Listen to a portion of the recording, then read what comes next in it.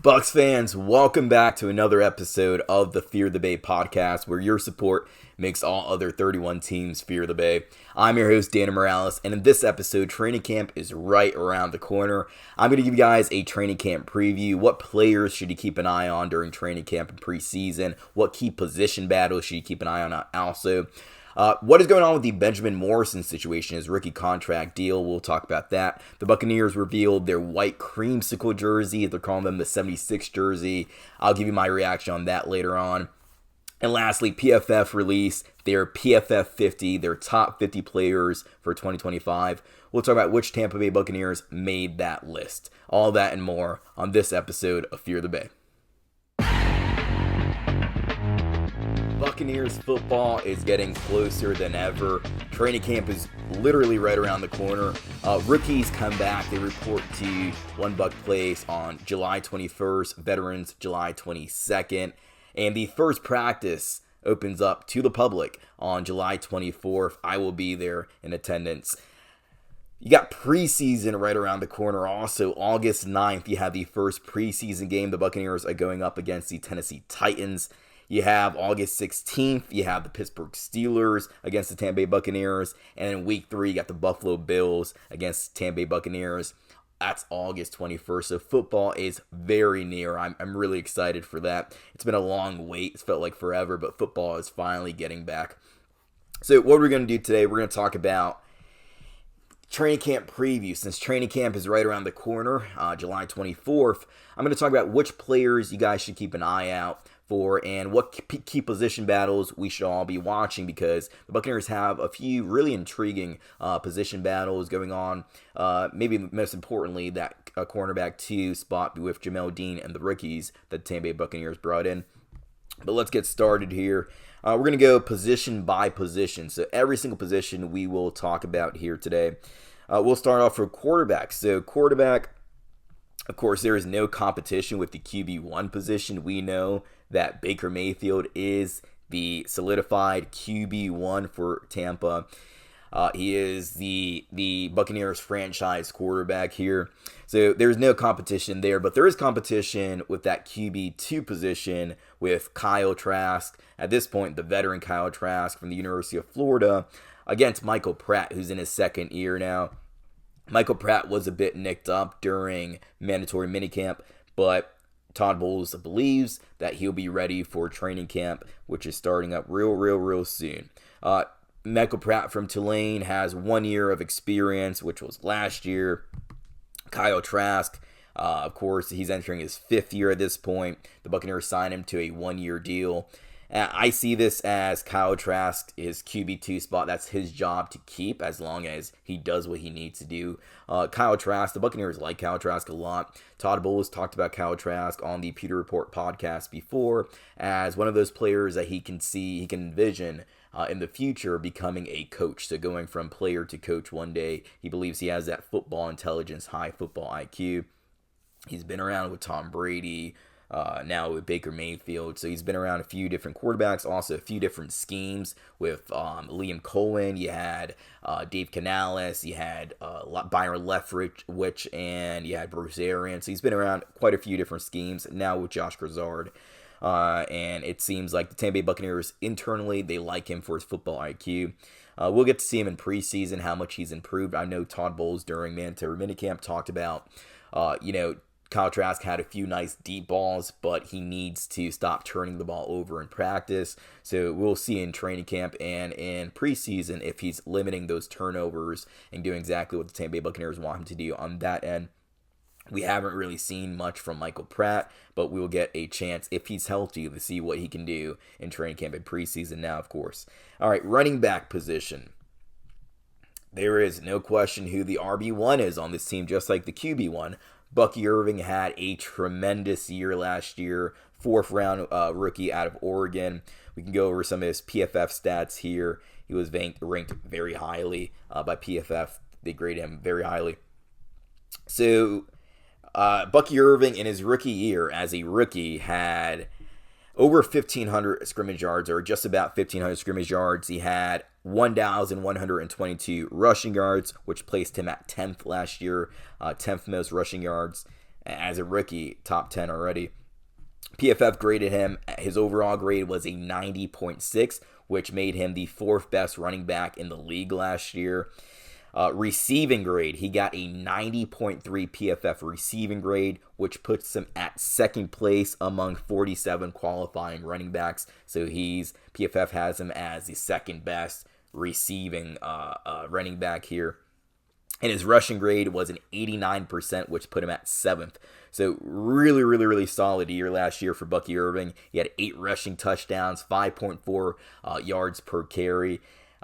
Tristan Wirfs, of course, is going to be out for possibly, if he gets on the PUP list, the first 4 weeks of the regular season. So how does that affect the run game? How does that affect Bucky Irving? We don't know, but I'm confident that Bucky Irving can repeat what he did last year, have the same type of performance, and go out there and just provide a solid running game for Josh Grizzard, who's entering his first year, of course, as the offensive coordinator for the Tampa Bay Buccaneers.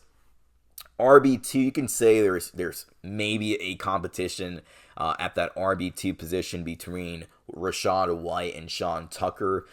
Sean Tucker was working out with his personal coach, Dan Harper. They posted this on X and social media. He's working on his agility. He's working on things like pass protection, because if you want to become the RB2, you got to dethrone Rachaad White, and he is the best pass blocking running back on this team. So you can say there's possibly, a competition for that RB2 position. Rachaad White entering his final year of his rookie deal. He's in his 4th year as a professional. Sean Tucker entering his 3rd year. So Buccaneers have 2 guys who can fill in. Sean Tucker last year with the New Orleans Saints, he had a tremendous game. He was NFC Player of the Week when he went up against the Saints in New Orleans. So he's a guy who, if you give him the ability to get carries, he's shown you that he can be a productive running back in this league. The Buccaneers have 2 younger players behind Sean Tucker, Rachaad White, and Bucky Irving, of course. DJ Williams out of Arizona, and also Josh Williams, running back from LSU, who Jason Light has talked about before. I believe it was on the Peter Report podcast. He believes that Josh Williams, the rookie running back out of LSU, is going to turn some heads during training camp and preseason. So we'll see if he's able to maybe slip in. Maybe if the Buccaneers keep 4 running backs, I doubt that. But definitely as a practice squad player and having the ability to develop with the Tampa Bay Buccaneers. So there we go. We got our running back position covered. There's no question, of course, who the RB1 is on this team. Slight competition with that RB2 position. But the Buccaneers are really, really, I wouldn't say stacked necessarily, but they have a solid running back core that they can use throughout the season. If Bucky Irving gets hurt, they have confidence in Rachaad White, of course, and Sean Tucker to continue to carry the load. Let's go now to our wide receiver position. And the Buccaneers, their wide receiver core is possibly the best in the league. I believe Trevor Sikkema of PFF had them ranked as 1 or 2.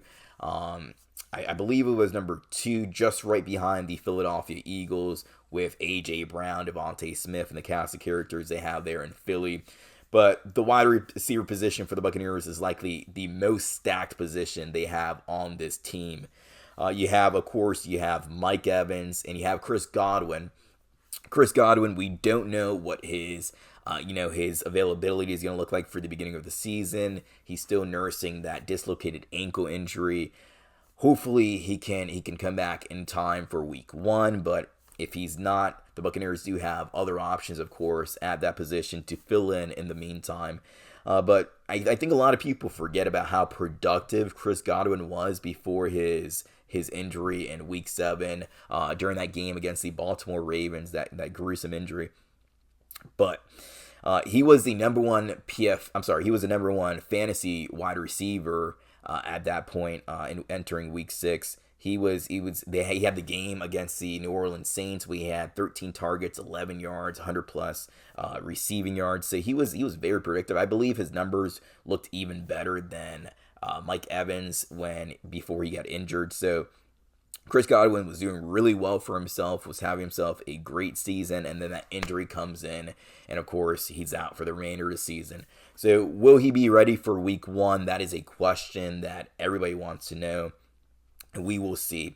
But who's behind Mike Evans and Chris Godwin? We got two young players.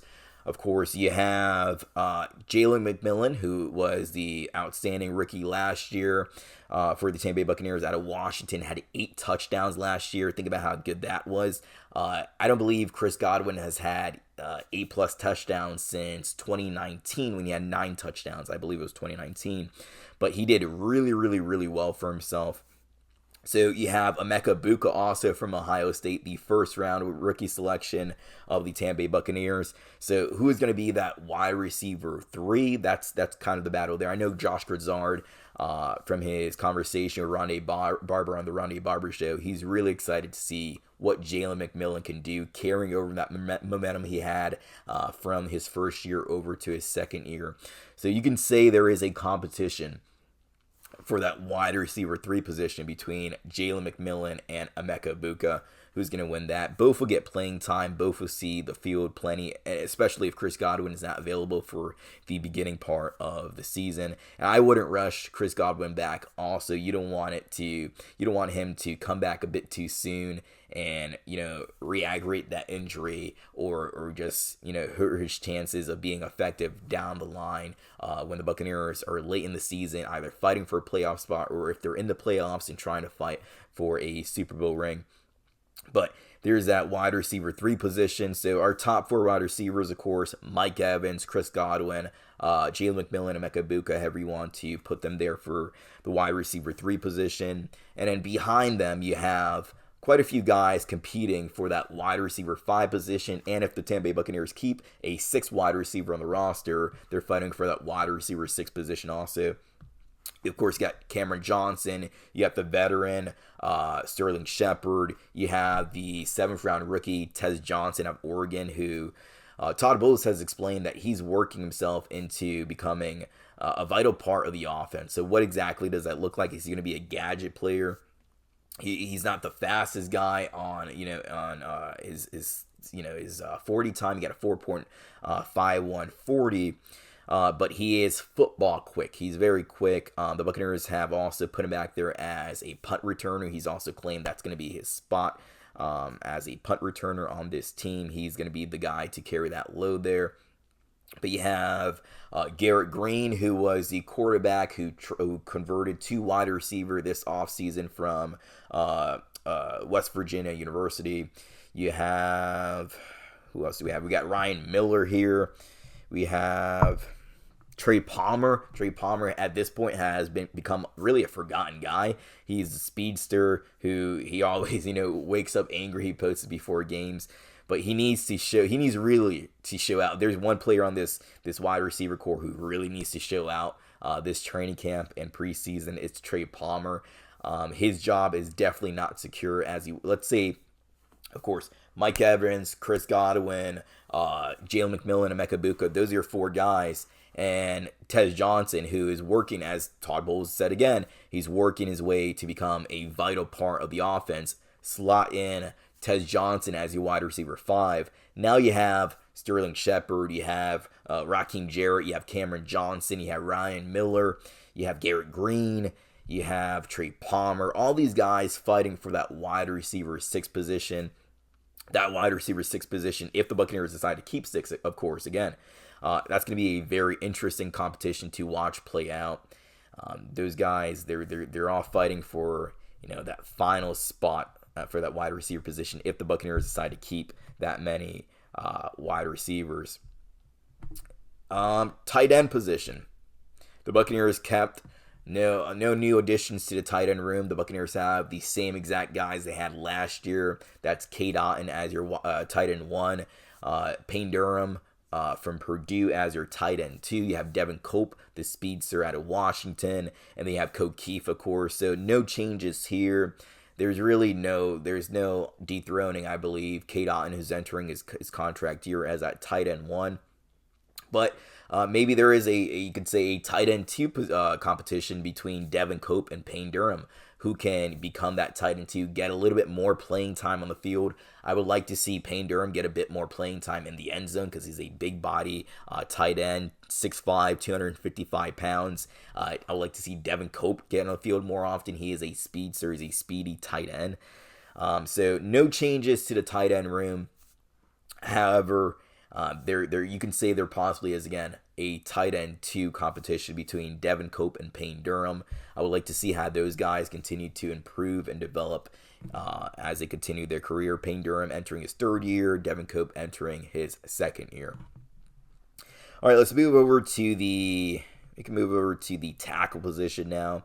Of course, horrible injury, as we've talked about last week and now a little bit in this episode, but Tristan Wirfs has that right knee injury. Is it an MCL? Is it a meniscus tear? What is it? There's been kind of a bit of silence as to what the exact injury is. Hopefully we get more clarification when Todd Bowles gets to talk to the media day 1 of training camp.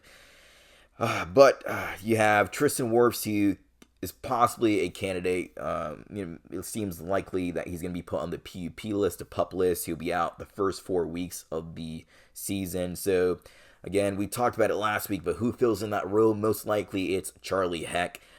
Big left tackle, big swing tackle. This is what the Buccaneers brought him in to be, their swing tackle. But now he has to fill that role most likely at left tackle, 6'8" through 11. Again, we talked about it. He's very tall. He's very big. He has exceptional size, but he doesn't have that strength that you're looking for. He doesn't have the quickness you're looking for. You have a big drop off between Tristan Wirfs, of course, and Charlie Heck. You have Raekwon O'Neal, Luke Haggard, who can be another guy who possibly can compete for the left tackle position. I doubt he wins. You have the rookie out of Georgia State, big rookie Benjamin Chukwuma, who didn't play football a few years ago, now is playing football. Luka Decky at right tackle, of course, there's no question who our right tackle is. And then Garrett Greenfield, so another young tackle who is he's not a rookie, he's in his 2nd year now out of South Dakota State. So the Buccaneers, of course, they could go out and get try to find a guy a veteran who can come fill in for Tristan Wirfs for a few weeks.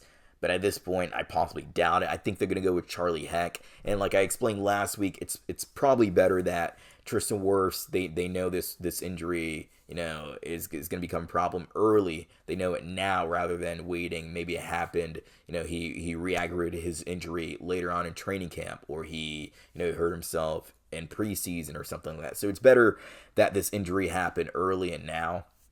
And he had his surgery done so that Charlie Heck can get as much reps, and he can start to build continuity with Ben Bredesen along to his right as his left guard. Sewell Opeta is another person who can possibly fill in at left tackle. He's played left tackle before with the Eagles. What is his injury status? What does he look like exactly at this point? He got hurt, of course, last training camp with the torn ACL. What is he? Is he ready to perform in this training camp? Is he ready to play now?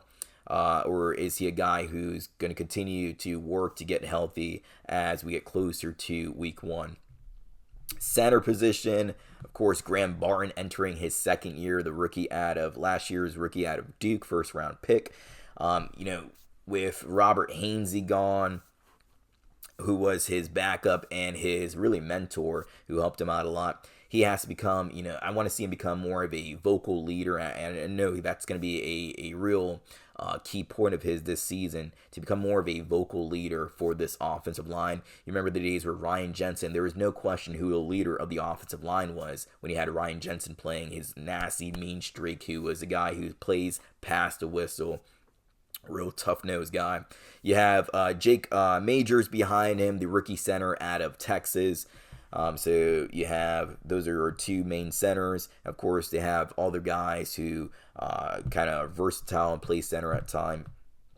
A few guys who are guards who can move inside to play center. Let's get to our offensive guards now. We got Ben Bredesen, who re-signed with the Buccaneers this offseason. You got Elijah Klein, who is now in his second year. Young player that the Buccaneers like. They want to continue to see him develop. We'll see how he continues to develop this offseason. Sua Peta, who I already talked about. Cody Mauch, who is the right guard for the Tampa Bay Buccaneers, entering year 3. Has improved a bit each year that he's played. And Ben Scott. So the Buccaneers, they don't really... no questions who the guards are. No question who the center is. They have good depth with Elijah Klein and Sua Opeta. Again, if Sua Opeta is healthy. But those are our guards. So the offensive side is done here. Let's go over to defense. Let's go over to nose tackle. So for nose tackle, of course, you got Vita Vea as your starting nose tackle. But you got Desmond Watson, the rookie out of undrafted free agent rookie out of University of Florida. Big guy, over 400 pounds, 6'5". He's a guy who likely is going to land on the practice squad for the Tampa Bay Buccaneers, continue to develop. And the Buccaneers, you think a year down the line, 2 years down the line, if they get him to the size and he's at the strength and he's in the real position that the Buccaneers want him to be physically and mentally with his football IQ, he's a guy who can really be a good solid backup nose tackle for Vita Vea and the Tampa Bay Buccaneers, and possibly in goal line situations. Think about like the push tush with the Philadelphia Eagles, and you have Desmond Watson, you got Vita Vea. Nobody's really going. If you put these two guys together in the end zone, nobody's going to get past. Nobody's going to run past you. So Desmond Watson is more of a player who I see is a project, a developmental player who the Buccaneers can work with behind the scenes, get him to the position they want him to be at, and utilize him a year or 2 years down the line. There's no rush with him there. Defensive line, you got Eric Banks entering his third year, CJ Brewer. These are backups. You got Greg Gaines, who the Buccaneers re-signed over the offseason. You got Mike Green. Logan Hall, who Todd Bowles has explained he's quietly had one of the best off seasons he believes that he has seen throughout his coaching career. You have Elijah Cansey, who I'm really excited to see in person during training camp. You see the speed and the get off on TV, when you're watching the games. What does he look like in person? He's one of the players I'm really excited to watch. Had, I believe, 7.5 sacks last year. PFF didn't grade him too well against the run. I don't believe he's too bad against the run. PFF gave him a 36.2 run defense grade. Really low, has him ranked as the 199th out of 219 qualifying defensive linemen against the run. Really bad there. I don't believe he's that bad, but I don't know the exact algorithm they use for the run defense grade there. But pass defense grade, he got much better grade in the pass rush rather than the run defense. He got a 64.5% pass rush grade. Overall, they grade him out at a 50.4% overall grade, which has him at 146 out of 219. So PFF, they're not too high on Elijah Cansey. I'm pretty high on Elijah Cansey. He's very fast, very quick for a defensive lineman. Of course, he's a bit undersized, but so was Aaron Donald, who also came out of Pitt. So I'm really excited to see what does Elijah Cansey look like in person. Also, I'm excited to see Elijah Cansey fully healthy. Hopefully, he can stay fully healthy and have a fully healthy season. He has high hopes for himself. He believes that he can become the defensive player, the best defensive player in the NFL. He believes that he can have the most sacks out of any other defensive player in the league. I don't think that's a real possibility, but I think he can definitely have a double-digit sack year if he stays healthy. And you have also guys like Hassan Reddick, Yaya Diaby, Vita Vea, other guys getting double teams, and he's getting these one-on-one chances to rush the passer. So I'm really excited to see Elijah Cansey entering year 3 for himself and what he can do in this defense if he can stay hopefully fully healthy again. So the Buccaneers also brought in Elijah Klein. He's a guy who can stand up and rush the passer standing up. He can also be on the defensive line. He's most likely going to be more of a defensive lineman for the Tampa Bay Buccaneers at SMU. But he's a real versatile player. The Buccaneers are excited to see what he can do, of course. Those are our defensive linemen. Let's go now to our linebackers. Let's start off with edge for our linebackers. So, of course, for your pass rushers, you have Hassan Reddick and you have Yaya Diaby. Hassan Reddick looking to, again, redeem himself. So he had the down season last year, the whole issue with the New York Jets. Hopefully he was trying to get a mega deal, but the Jets didn't want to give him that mega deal contract. He comes over to the Tampa Bay Buccaneers this offseason. I believe the number is about $14 million, 1-year contract. So you have Hassan Reddick, who is hungry. He's looking to redeem himself, of course, show the rest of the NFL that he is still a top-tier pass rusher. You have Yaya Diaby entering year 3, looking to continue to improve and get better. Yaya Diaby last year, let's look over his stats. 4.5 sacks. So, not what you'd expect from Yaya Diaby in year 2. Of course, in year 1, he had 7.5 sacks. So he did take a bit of a dip there. 7.5 sacks the first year, 4.5 sacks that second year. Hopefully, he can bounce that all the way up to 10-plus sacks this year. But we will see. You also have some young pass rushers, of course, behind Hassan Reddick and behind Yaya Diaby, who are going to be fighting for playing time. Chris Braswell from Alabama entering year 2. What can he do in year 2? He's a guy who, let's go over his stats from last year. He's a guy who necessarily he had a quiet year, didn't necessarily play too much last year, of course, behind guys like Joe Tryon-Shoyinka and Yaya Diaby, who were the main 2 starters, Anthony Nelson also. He had 1.5 sacks last year, so very quiet year for a day 2 draft pick. But what can he do this year? Chris Braswell is one of those guys who, if he doesn't step up this year and doesn't improve at least to 4.5, 5.5 sacks, what is his standing going to be, in that pass rush room when you got a young guy who they're really excited, the Buccaneers are really excited with, especially Larry Foote, with David Walker, the rookie pass rusher out of Central Arkansas. So if he cannot step up, you're going to have, and David Walker steps up, then that just, really hurts his image and his playing time, his snaps moving forward. Jose Ramirez, the Buccaneers have had around for a couple years now. Anthony Nelson, of course, who the Tampa Bay Buccaneers re-signed over the offseason. You have Marquise Watts. So the Buccaneers, again, last year, before free agency, the pass rush room looked like it was a weakness for the Buccaneers. Now it looks like it's a real solid room with the addition of Hassan Reddick and David Walker. The Buccaneers have a lot of youth in this room. We just have to see how they continue to develop and improve.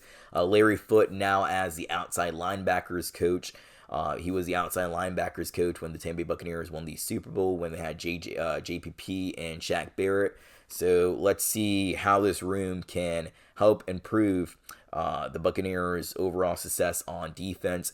Again, when you have a good pass rush, when you have guys who can get to the quarterback, that helps out the back end, that helps out the cornerbacks, the safeties, that helps out the coverage guys. So hopefully the Tampa Bay Buccaneers can rush with 4. I know Todd Bowles wants to just rush with 4 and play a bit more man this year. He wants ball hawks on this team too. So the Buccaneers can get to the quarterback or put pressure on the quarterback in these games. Then the defensive backs can have a better chance at picking off balls, causing pass deflections. They're just gonna have a better year if the pass rush works in tandem with the guys in coverage. So let's move on now to the inside linebacker room. You have, of course, the veteran, a guy who is going to wear a gold jacket 5 years after he retires, Lavonte David, who at this point is in year 14, 35 years old. He was listed on the NFL Top 100 list that they release every offseason. Low 90s, I believe he was, or high 90s. I believe he was put about 96. He was the 96th ranked player, 96 or 98, somewhere around that range. You have Savasi Dennis, who hopefully Savasi Dennis can stay healthy this year. He had the shoulder injury last year. Really good in the coverage and in the coverage game. Let's go now to his PFF stats. So PFF, he didn't play much, of course, last year. Had 105 snaps overall last year, again, because of that shoulder injury. But he had a 67.3 overall PFF grade, which put him at 74th out of 189 linebackers. What would it have looked like if he had stayed healthy the entire year and had a chance to continue to improve and see the field more and have a real chance to be a game changer for the Tampa Bay Buccaneers? Run defense, the Buccaneer linebacker PFF graded him at a 54.1% run defense grade. He had a 51.2 pass rush grade, but in coverage, this is where he excels.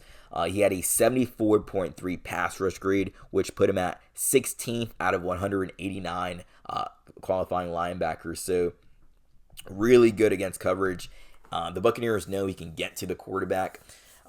He showed that at Pitt in college, but he's really, really, really good against, the pass game. So if he can stay healthy, he's a guy who I'm really excited for. Tyke Smith has talked about Savasi Dennis as a game changer. So I'm really excited to see what can Savasi Dennis do, just like Kalijah Cansey, both guys out of Pitt. What can they do if they're fully healthy for a full season? What can they look like? How can they develop? Really excited for those two guys. The Buccaneers also have, behind Lavonte David and Savasi Dennis, of quite a few veterans. You have Anthony Walker Jr., who they brought over in the offseason from the Miami Dolphins. Deion Jones, the veteran, played with the Atlanta Falcons before, played with the Cleveland Browns also throughout his career. You have John Bullock, who is a rookie out of Nebraska.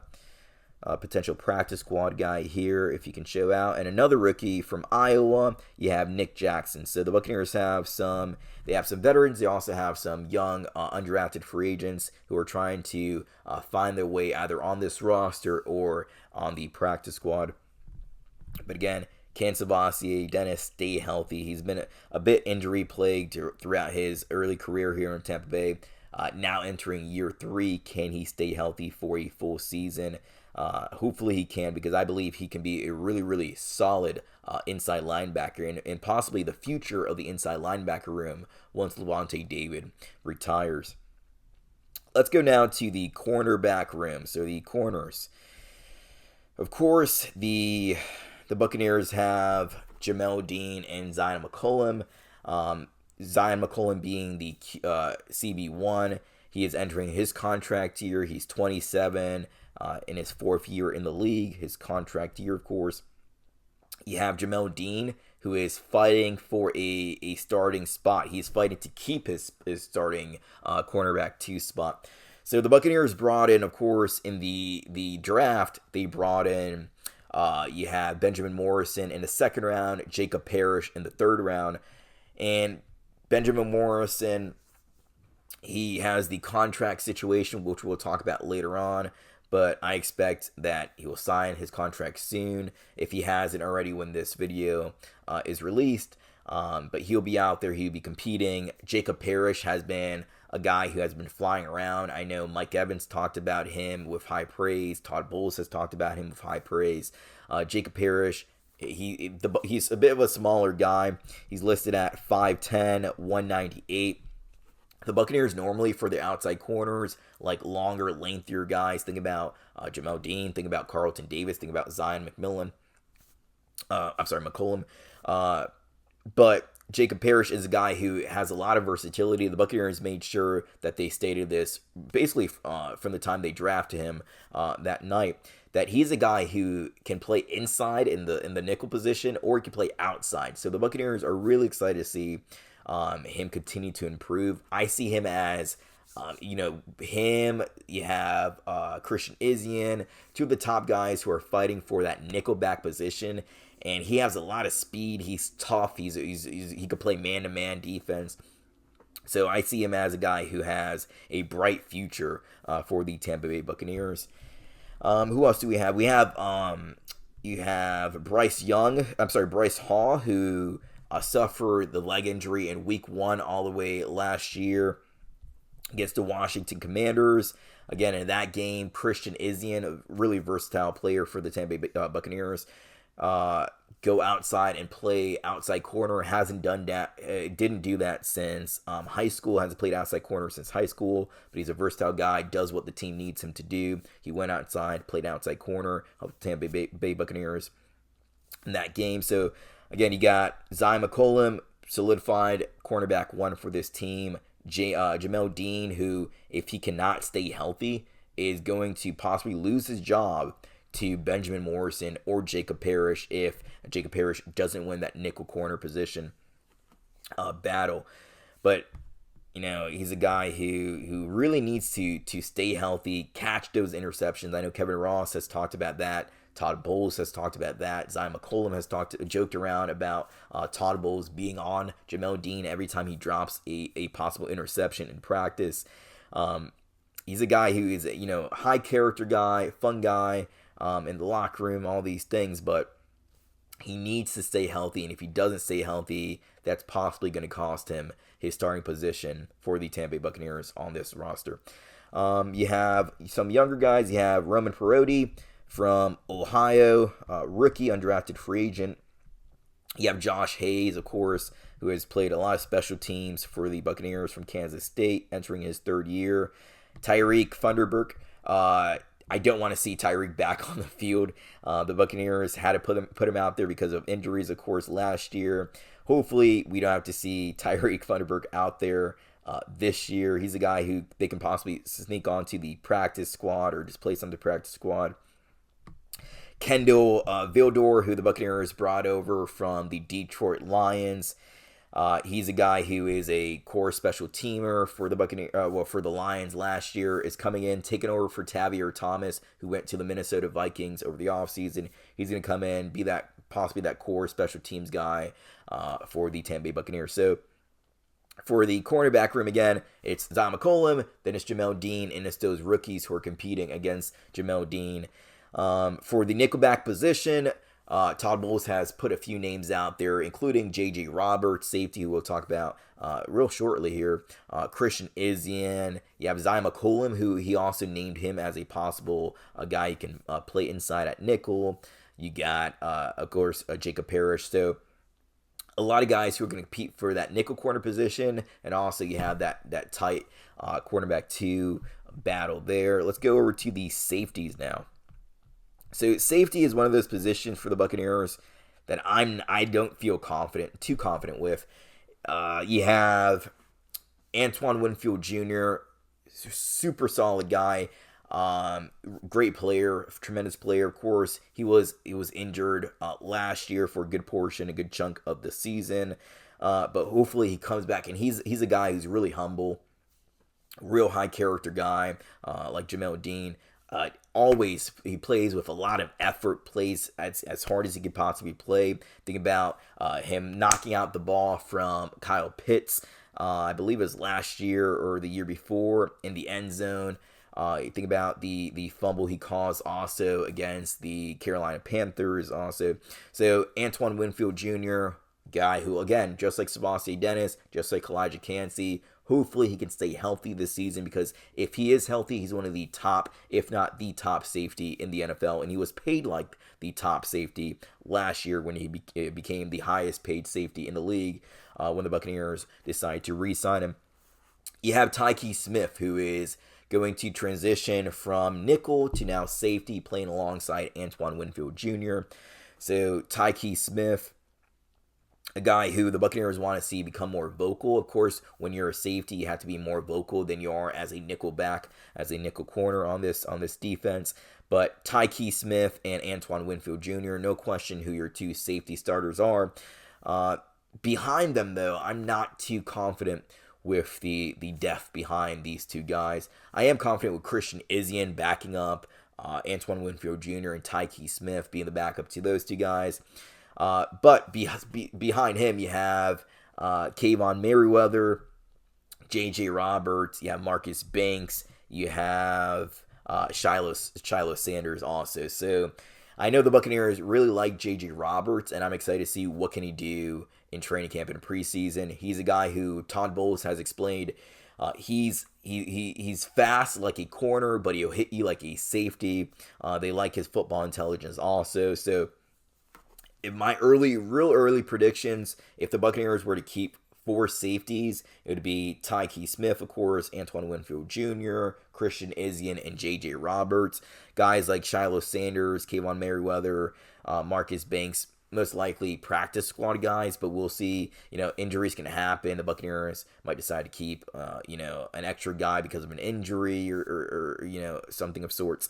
But the safety room is real questionable when you get behind Tyke Smith, Christian Izien, and Antoine Winfield Jr. But the Buccaneers are hiring J.J. Roberts. I like J.J. Roberts. Shiloh Sanders, he's an undrafted free agent, 25 years old already. He's a year younger than Rachaad White. A bit of an agier safety. There's a reason also he went undrafted. So I'm not real confident in the guys behind Antoine Winfield Jr., Tyke Smith, and Christian Izien. So the Buccaneers, do they bring in somebody to help fill in that room, or do they believe in the young cast of characters, guys like J.J. Roberts, Marcus Banks, to solidify that room if one of the top two starters gets injured? All right, so let's go now to kicker. We have Chase McLaughlin, obviously, as kicker. There's no competition there. Punter. So punter is going to be Riley Dixon now. Riley Dixon comes over from the Denver Broncos. He started off his career with the Denver Broncos and played around with a few other teams. Let's go to Riley Dixon here.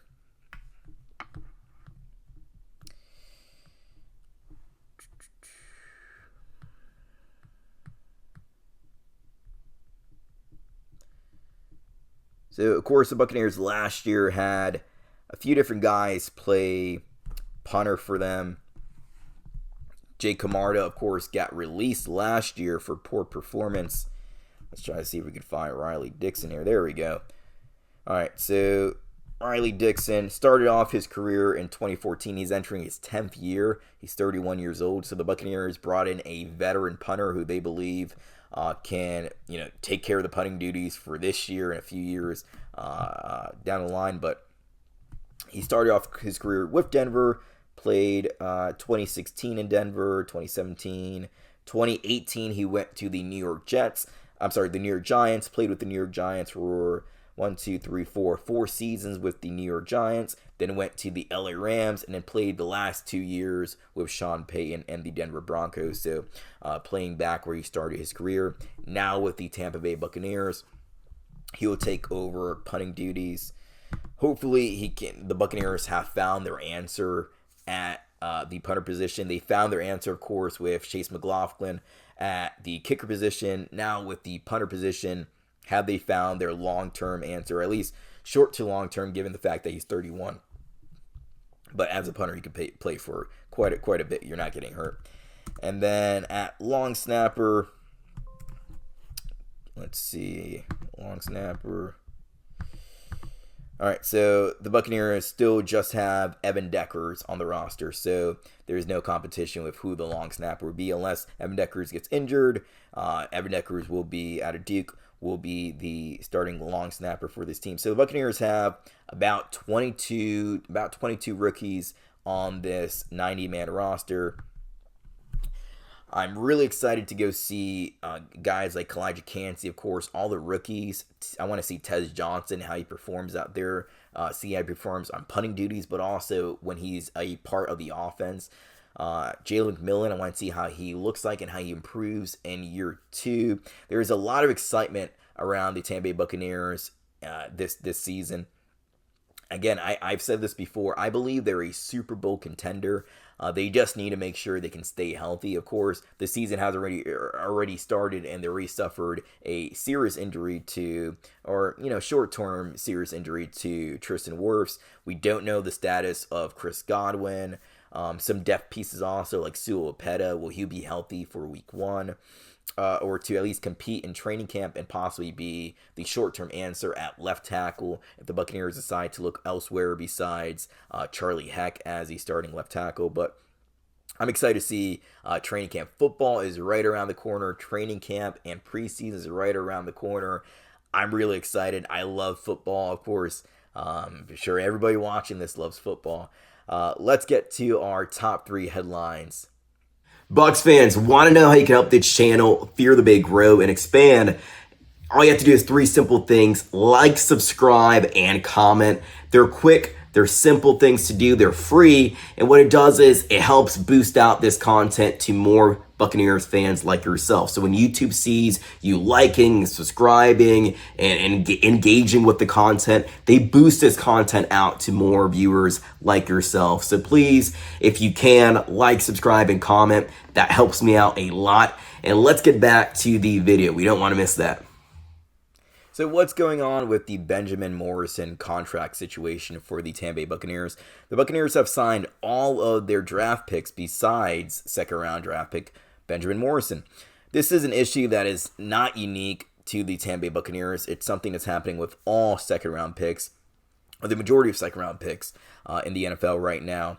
So at the time of this recording, Benjamin Morrison is unsigned. The 21st is when the rookies report. So at any point, he can be signed. But it doesn't change, even if he's signed when this video is released, it doesn't change exactly what's going on still with the contract situation. So let me explain that.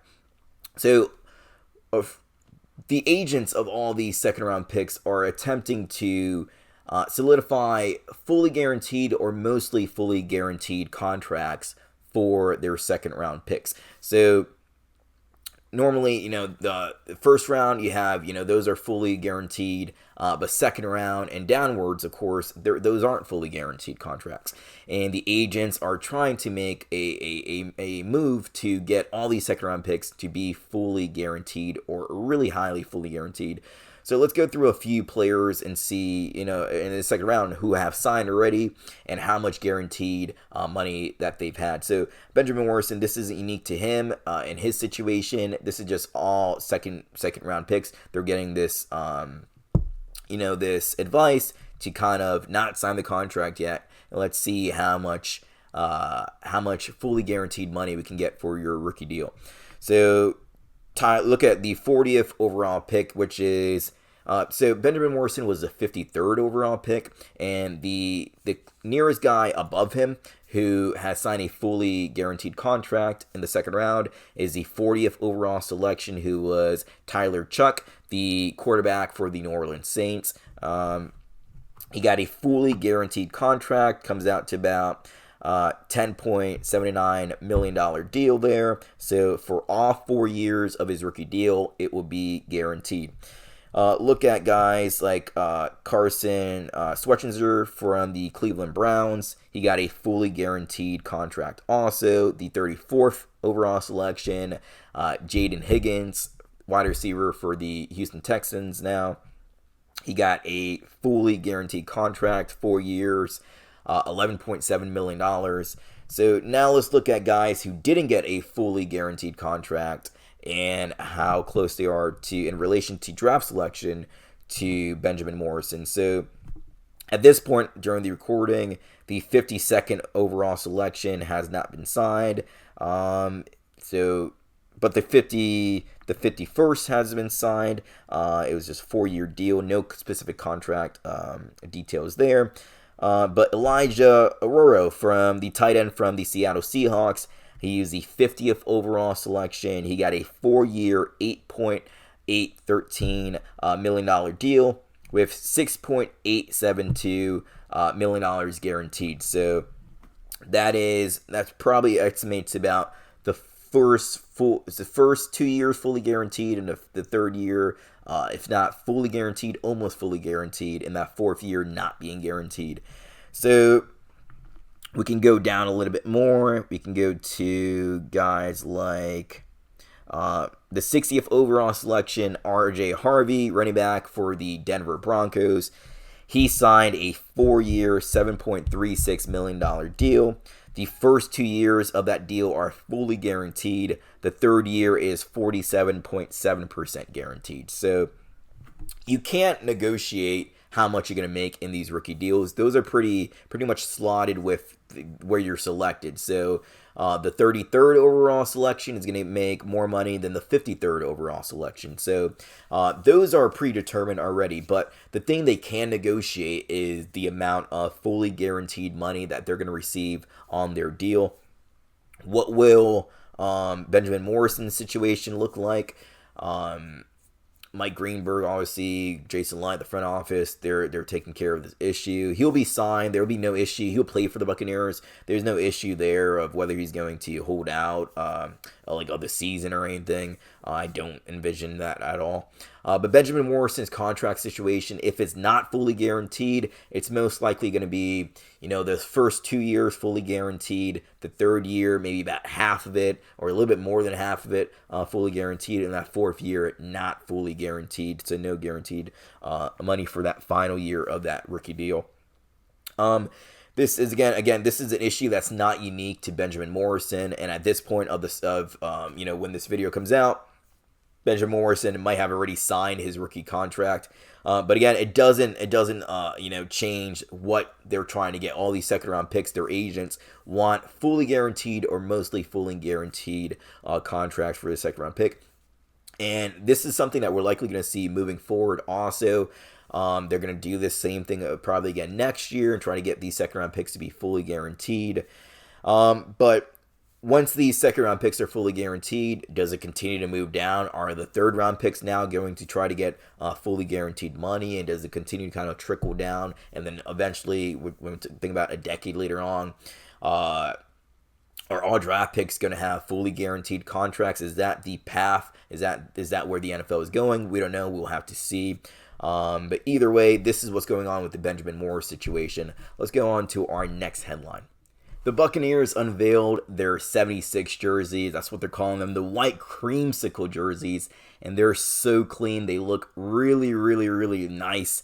So the Buccaneers unveiled the creamsicle jerseys with a video where they put the past Buccaneers alongside the present Buccaneers, of the past greats with the present greats. You have guys like, in the video they released, Simeon Rice talking to Yaya Diaby. You have Mike Allstar working out and talking to Bucky Irving. You have Rondé Barber talking to Baker Mayfield. Derek Brooks, Hall of Famer, talking to Mike Evans, future Hall of Famer there also. But these jerseys are very clean, all white. They look better than I expected them to look like. All white. You have the orange and the red with the outline there. Full white. You have the 50th patch, which looks really nice and clean on these jerseys. The Buccaneers are going to wear them a few times this year, but they're only going to wear them for this year. So that's the caveat. They're going to wear them a few times, but only this year. It's a way to make them look a bit more, and to be a bit more special. So Greg Allman and a few other Tampa Bay media got a chance to interview the Buccaneers chief marketing officer, James Roof, and he explained, as I just said, they're only going to wear them this year. That is a way to make them a bit more, special and a bit more important in terms of the overall grand scheme of the franchise's history and these jerseys in specific. But he did hint at the fact that they're going to be worn more than just once this year. So what does that look like exactly? So week 3, the New York Jets are coming into Tampa. It's going to be the home opener for the Tampa Bay Buccaneers, and that is when they're going to unveil the 76 jersey. So for the very first game of a home game for the Buccaneers are going to be wearing those beautiful white cream jerseys. They look really, really, really good in all the photos. When you see them in person, they look even better also. They're very nice. The Buccaneers have, if not the best throwback uniform in the league with these and the regular orange creamsicles. They're up there with at least the top 3. You have the Denver Broncos throwback uniforms, which look amazing. You have the Philadelphia Eagles, their Kelly Green, beautiful uniforms also. You have, think about the Minnesota Vikings old classic ones. I like those from the 90s. You have the Patriots, the red, white, and blue full throwback uniforms there. But the Buccaneers and the Seattle Seahawks, and we'll talk about them in a second, but the Buccaneers have the best, in my opinion, the best throwback uniforms in the league. The best two combos here. So they're going to wear them week 3 against the New York Jets for the home opener in Tampa.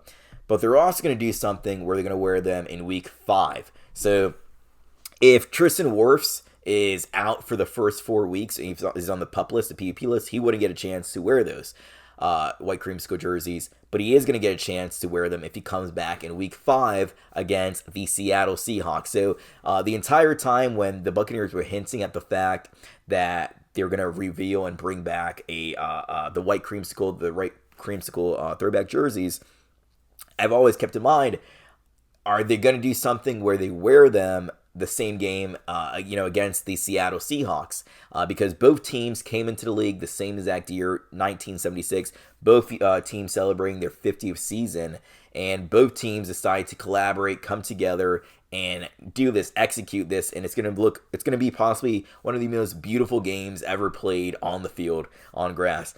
You have the Seahawks in week 5 against the Tampa Bay Buccaneers, and both of them are going to be in their throwback uniforms. So this is going to be a full retro bowl. It's going to look like they're playing again in 1976, but these jerseys are going to look even better than they did in 1976. So the Buccaneers are going to wear their white creamsicles in week 3 and in week 5. Will they wear them another time? Because you can wear your alternative uniforms 4 times in one season. They are going to wear their regular orange creamsicle jerseys that they brought back last season, week 15 against the Atlanta Falcons. And the Atlanta Falcons in the week 15 matchup against the Buccaneers are going to wear their black retro jersey uniforms and the red helmet. So both teams, again, so the Buccaneers in week 3 are going to be in a full throwback game with the Seahawks also wearing their throwback uniforms. And in week 15, the Buccaneers are going to wear their creamsicle jerseys, and the Falcons are going to wear their black retro jerseys also. So that's 3, and the Tampa Bay Buccaneers can wear their alternative uniforms one more time. Will they wear the all pewter uniform? They haven't worn those in a few years. Will they bring them back this season? We don't know. Will they wear their white creamsicle jerseys one more time? Will they wear the orange creamsicle jerseys one more time? Or will they just settle with just 3 appearances for alternative uniforms and just go with their normal, white and pewter pants, or white or red and pewter pants? So that is something that we need to look forward to and continue to, wait and see if they're going to unveil an extra alternative uniform game. But as of right now, these uniforms look amazing. The Tampa Bay Buccaneers did an amazing job bringing back with these uniforms. The video they posted with the past great Buccaneers talking to the present great Buccaneers. It's a really, really, great job with the social media team. The whole thing came out really, really, really nice, and I'm excited to see what they look like and when they're actually playing in a real game in week 3 and in week 5. And even that week, we've seen the creamsicle jerseys last year, the full orange ones, but I'm excited to see them again in week 15. I'm a big fan of the Buccaneers. All their uniforms look really, really, really nice. So that's going to be exciting to see as we move forward. Man, football is back in these beautiful uniforms around the league. It's not just the Buccaneers. We talked about before. The Washington Commanders, they talked about, they unveiled their Super Bowl era. It's basically the Washington Redskins uniforms. They brought those alternatives back. You have the New Orleans Saints. Again, we talked about that last week also with their white helmet, and they teased a possible new alternative uniform to match with those helmets also. So football is back, and football is looking really nice when you have teams bringing their alternative uniforms, embracing their vintage throwback uniforms. It's a really good time to be an NFL fan, but especially a fan of Buccaneers when they're looking like this and they have these beautiful uniforms out there on display. Let's get to our next headline. PFF unveiled recently their PFF 50, which is their top 50 players in 2025. 3 Tampa Bay Buccaneers made the list. 2 made the list last year. 3 made the list this year. Let's talk about this list. So PFF has the best play in the league. they have Myles Garrett as the best player in the league, the pass rusher out of the Cleveland for the Cleveland Browns. Number 2, you have Patrick Mahomes of the Kansas City Chiefs. 3, quarterback Joe Burrow. 4, Lamar Jackson. 5, Josh Allen, reigning MVP. 6, Chris Jones. You got Micah Parsons at number 7. Number 8, Derrick Henry, who is the RB1 for PFF. 9, you have George Kittle of the San Francisco 49ers, tight end. And at number 10, you have TJ Watt. So TJ Watt for the Pittsburgh Steelers, who just signed a huge deal, is the 10th best player in the league according to PFF. So where did the Tampa Bay Buccaneers start coming in? You have Tristan Wirfs, who is the highest ranked Buccaneer on this list, and he is the second highest ranked offensive tackle behind the Eagles left tackle. He came in at 11th. So Tristan Wirfs is the 13th best player in the league according to PFF. He had a great year last year ever since he came into the league as a rookie when he won the Super Bowl, being the right tackle for Tom Brady. Again, this is a guy who was an all-pro right tackle, shifted over to left tackle. He explained how much anxiety he had, how many nerves he had transitioning. Everything was different, when you move from the right to left side. Your stance, your hand usage, everything is different. But he was able to become an all-pro left tackle also. So this is a guy who already in his young career has a Super Bowl, has 2 All-Pros, and now is listed as the 13th best player according to PFF.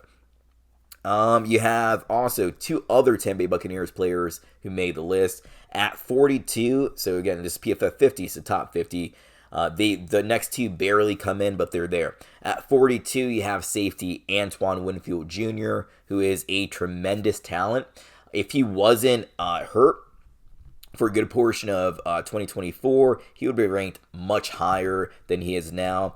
Last year, PFF had him as the 23rd best player in the league, above Kyle Hamilton, safety out of the Baltimore Ravens. Tristan Wirfs was ranked as the second overall player in the league. So Tristan Wirfs this year moved up from 22 to 13, and Antoine Winfield moved down from 23 all the way down to 42. So Antoine Winfield Jr., again, he's a guy who had a tremendous year in 2023. Of course, was a bit injured last year, didn't perform to his normal standards. But you look at that 2023 season, if he can get back to that 2023 season, the Buccaneers are going to have, again, the best, if not the best, then one of the top 2-3 safeties in their backfield again. But in 2023, he had 6 sacks in 2023, 3 interceptions. He had 122 combined tackles. This was a guy who was giving effort every single play, never quitting on any play. If there's one thing about Antoine Winfield Jr., he is a full-on effort guy, a true leader for this defensive side of the ball. For leader really for the entire team. But Antoine Winfield Jr., if he is healthy, he is going to be a problem for opposing offenses. And who was the last Tampa Bay Buccaneers player to make the PFF 50? Again, the Buccaneers only had 2 players on their PFF 50 last year. This time they have 3 players, and that third player is Mike Evans, the future Hall of Famer. He comes in at 48, so he barely makes the PFF top 50, but he makes it. Last year he had barely 1,000 yards. Remember when that New Orleans Saints game came down to the very final play? So the drive before that, you have that when the Buccaneers were on the field, you had Bucky Irving scored the touchdown. It didn't seem like Mike Evans was going to get his 1,000 yards. The Buccaneers were on defense against the Saints. They were able to get them off the field. The Buccaneers come in, throw a pass. Baker Mayfield throws that pass to Mike Evans, gets to 1,004 yards, gets past that 1K again for his career. So 1,004 yards for him. He averaged 13.6 yards. His average per catch was 13.6. He had 74 receptions, 11 touchdowns, which is crazy for a guy who is now an aging veteran. 31 touchdowns. The year before, he had 13 touchdowns. So really good there. He comes in at number 48. In prior years, you could make the argument that he should be ranked a bit higher. But at this point in his career, he's 31. Getting a bit older, of course, and with age, you slow down a bit. You're not at the same level you were in the past. He comes in as the 9th ranked overall wide receiver. So you have the first ranked wide receiver is A.J. Brown. Number 2, you have Justin Jefferson. 3, Jamar Chase with the Cincinnati Bengals. 4, Amon-Ra St. Brown. You have Puka Nacua, who came in at number 5. CeeDee Lamb of the Cowboys at 6. Nico Collins at number 7. Tyreek Hill at number 8. And Mike Evans as the 9th best wide receiver on this PFF top 50 list. So in prior years, again, you can make the argument that Mike Evans should be a top 5 wide receiver, and he most likely is in prior years. But at this point, he's a guy who has only a few years left in his career. He's still a tremendous talent. Don't get me wrong on that. I'm a huge Mike Evans supporter, have been since his rookie year. I remember as a kid talking to Mike Evans, telling him that he's going to be the Rookie of the Year. I believe that year Todd Gurley won Rookie of the Year instead of Mike Evans, but he's a guy who's entering the final few years of his career, but is still a fringe top 10 wide receiver in this league, which is really solid. Who are a few Buccaneers who I'm surprised didn't make the list? I'm surprised Bucky Irving didn't make the list after the tremendous year that he had. If he's able to repeat that or get close, I'm sure he'll be on the PFF top 50 next year.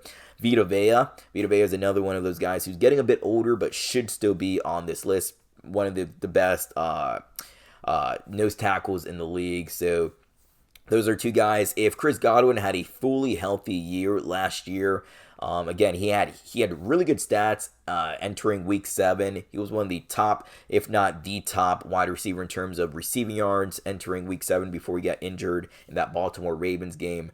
But Chris Godwin would have been another guy on this list. I believe Levante David, tremendous talent, but is he a top 50 player still in 2025? He's not top 50, definitely makes top 100, probably makes top 75, but not that top 50 guy anymore. So, and then Baker Mayfield, you can make an argument that he should be in the top 50. But I believe if he has a good year this year, just like Bucky Irving, he will see himself on the PFF top 50 next year. He had a good year last year, but the interceptions were a bit too much, of course. Had 16 interceptions, put him at number 1 in the league in terms of interceptions, tied with Kirk Cousins. And then below them was Geno Smith with 15 interceptions. So those are guys who I'm surprised weren't on the list. Guys who could be on the list in 2026 and not this year. But the Buccaneers, again, had 3 players on this list, 3 solid players, and I'm excited to see what all these guys can do in 2025 for a full season. Hopefully they can stay healthy. Thank you. Thank you guys again for watching. Football, again, is right around the corner. The rookies are coming in real soon, July 21st. The veterans reporting to training camp July 22nd.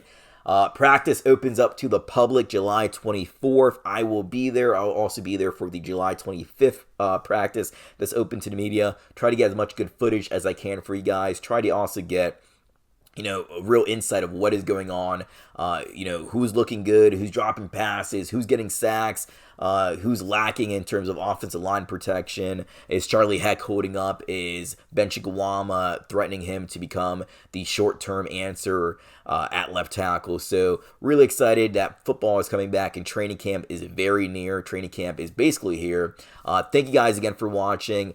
Please make sure you like, subscribe, and comment. All those things would be greatly appreciated. And I'm your host, Daniel Morales, signing out. Thank you again for watching. Bye-bye.